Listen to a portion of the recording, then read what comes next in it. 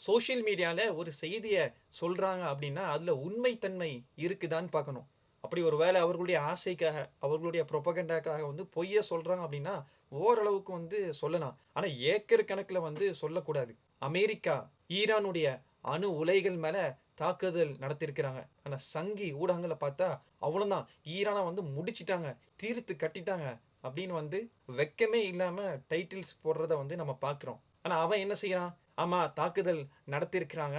இதனுடைய சேதாரங்கள் எப்படி இருக்குது?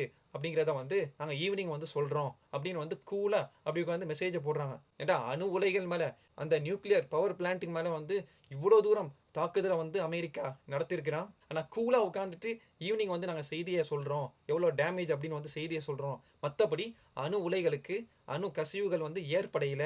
சரி, ஈரான் சொல்றத உட்டுருவோம். இன்டர்நேஷனல் அட்டாமிக் எனர்ஜி ஏஜென்சி என்ன சொல்லுது? அணு உலைகள்ல இருந்து எந்த ஒரு கசிவும் வந்து ஏற்படையல அப்படின்னு வந்து அவங்களும் சொல்றாங்க. Saudi Arabian nuclear agency watchdog வந்து என்ன சொல்லுது? எந்த ஒரு கசிவும் மிடில் ஈஸ்ட்ல வந்து ஏற்படையல. குவைத்தில் இருக்கக்கூடிய நியூக்ளியர் ஏஜென்சி என்ன சொல்லுது? எந்த ஒரு கசிவும் மிடில் ஈஸ்ட்ல வந்து வெளியானதா எந்த ஒரு ஆதாரமும் இல்ல அப்படின்னு வந்து சொல்றாங்க. சரி, இதெல்லாம் வந்து ஏஜென்சி சொல்லுது, இன்டர்நேஷனல் ஏஜென்சி சொல்லுது. பக்கத்துல இருக்கக்கூடிய நாடுகள் அவங்க வந்து அமெரிக்காவுக்கு வந்து ஆதரவா தான் இருக்கிறாங்க. அப்படி இருந்தும் உண்மைய வந்து வெளிப்படுத்துறாங்க. சரி, இந்த செய்திலாம் விட்டுருவோம். ஒரு அணு உலைகள்ல இருந்து, ஒரு நியூக்ளியர் பவர் பிளான்ட்ல இருந்து அணு கசிவுகள் ஏற்பட்டுச்சு அப்படின்னா, கொத்து கொத்தாக சுத்தி இருக்கக்கூடிய 500 கிலோமீட்டருக்கு வந்து பாதிக்கும் அப்படின்னு வந்து சொல்றாங்க. நிதர்சனமா ரஷ்யால வந்து ஏற்கனவே வந்து நடந்திருக்குது. ஆனா பார்த்தோம் அப்படின்னா, அந்த அணு உலைகளுக்கு பக்கத்துல இருக்கக்கூடிய ரெசிடென்ஷியல் ஏரியால இருக்கக்கூடியவங்களுக்கு கூட எந்த ஒரு பாதிப்பும் ஏற்படல அப்படின்னா, அங்க வந்து ஏற்கனவே அங்க இருக்கக்கூடிய என்ரிச்டு யுரேனியம் அணு உலைகள வந்து ஏற்கனவே வந்து மாத்திட்டாங்க. அப்படி இல்லன்னா, அங்க இருந்தாலும் இவர்கள் நடத்தின தாக்குதல்ல அதற்கு எந்த சேதாரமும் ஏற்படல அப்படிங்கிறத வந்து நம்பகபூர்வமான செய்திகள வந்து கண்கூடா வந்து நம்ம பார்க்கிறோம். இதையெல்லாம் விட்டுட்டு ஈரான முடிச்சுட்டாங்க, அணு உலைகள் தீர்த்து கட்டிட்டாங்க அப்படின்னு வந்து இங்க இருக்கக்கூடிய சங்கிகள் தங்களுடைய மத வெறிய வந்து தீர்த்து கொள்கிறாங்க. அதுதான் நம்ம சொல்றோம். ஏன்டா பொய் சொல்லலாம், ஏக்கர் கணக்குல சொல்லக்கூடாது. மக்கள் வந்து இன்னும் வரைக்கும் முட்டாள்களா இல்ல. செய்திகள் வந்து நேரடியா வந்து நம்ம பார்க்கிறோம். இப்ப இஸ்ரேல், அமெரிக்கா ஆதரவு அப்படின்னு பார்த்தா வெஸ்டர்ன் மீடியாஸ் வந்து வருவாங்க.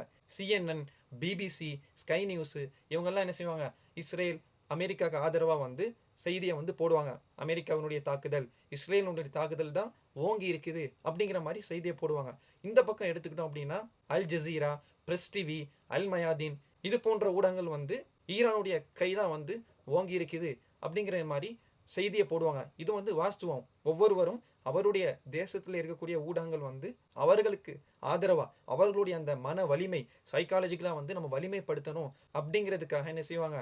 இவர்களுடைய கைதான் ஓங்கி இருக்குது அப்படின்னு வந்து இவர்களுடைய ஆதரவு ஊடகங்கள் அல்லது இவர்கள் மேல அன்பு வைத்திருக்கக்கூடிய ஊடகங்கள் வந்து போடுவாங்க. ஆனா பொதுமக்களை நம்ம எதை பார்க்கிறோம்? ரெண்டையும் எடுத்து வச்சுட்டு உண்மையான தன்மை 2 பேருக்குமே பாதிப்பு ஏற்பட்டிருக்குது. 2 பேருக்குமே பின்னடைவு இருக்குது.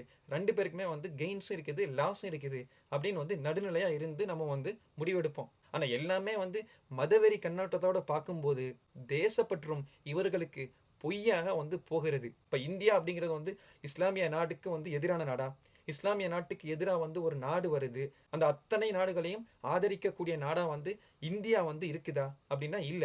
100% ஆயில் வர்த்தகத்துல வந்து கிட்டத்தட்ட 70% வந்து அரபு நாடுகள்ல இருந்து தான் இந்தியா வாங்குது அப்படின்னு தெரியும். ஆனா ஈரான் வந்து நாங்க டாலரை வந்து பயன்படுத்த மாட்டோம். டாலர் எங்களுக்கு தேவையில்ல. இந்திய ரூபாயே வந்து தாங்க. நாங்க வாங்கிக்கிறோம் அப்படின்னு வந்து இருக்கக்கூடிய அரபு நாடுகள்லயே மிக கம்மியா கொடுக்கக்கூடிய நாடு எதுன்னு பார்த்தா ஈரானா இருக்குது.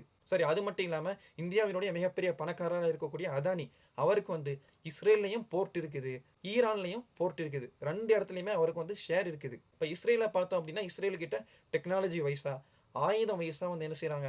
தொடர்பை வந்து இந்தியா வந்து வச்சிருக்குது. அப்ப 2 நாடுகள்ட்டயுமே வந்து இந்தியா தொடர்பு வச்சுக்குது. இந்தியா வந்து வர்த்தகத்தை வந்து பண்றாங்க. ஆனா இங்க இருக்கக்கூடிய சங்கிகள் வந்து என்ன செய்றாங்க?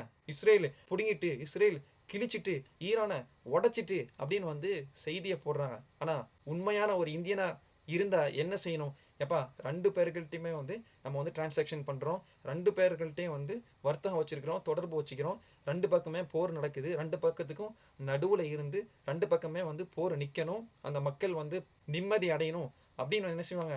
அரசாங்கத்திட்ட சொல்லுவாங்க. பதிவ வந்து போடுவாங்க. அப்போ ஒரு இந்துவா, ஒரு முஸ்லீமா, கிறிஸ்துவரா இல்லாம ஒரு இந்தியனா பார்த்தா கூட எந்த நாடு நமக்கு ஆதரவா இருக்குது, எந்த நாட்டோட நம்ம வந்து வர்த்தகம் வச்சிருக்கிறோம், அந்த நாட்டுக்கு சப்போர்ட் பண்ணா கூட அவங்க எந்த நாடா வேணாலும் இருக்கலாம். கிறிஸ்துவ நாடா இருக்கலாம், இஸ்லாமிய நாடா இருக்கலாம், யூத நாடா இருக்கலாம். இந்தியாவுக்கு எதிரா அவங்க இருக்கிறாங்க அப்படின்னா, அப்பவாவது வந்து நம்ம எதிர்த்து வந்து பேசலாம். இந்தியாவுக்கு ஆதரவா இருக்கக்கூடிய நாடா இருந்தாலும், இவர்கள் என்ன செய்றாங்க? முஸ்லீம் நாடா இருந்தா, முஸ்லீம் கண்ணோட்டத்தோட பார்க்குறாங்க. அப்ப இவர்களுக்கு வந்து தேச நலன் முக்கியம் இல்ல. எந்த ஒரு போர் நடந்தாலும், அங்க வந்து தன்னுடைய மதவெறி அந்த கண்ணோட்டத்தோட பார்க்கிறது தான் மிகப்பெரிய நோயா வந்து இருக்குது.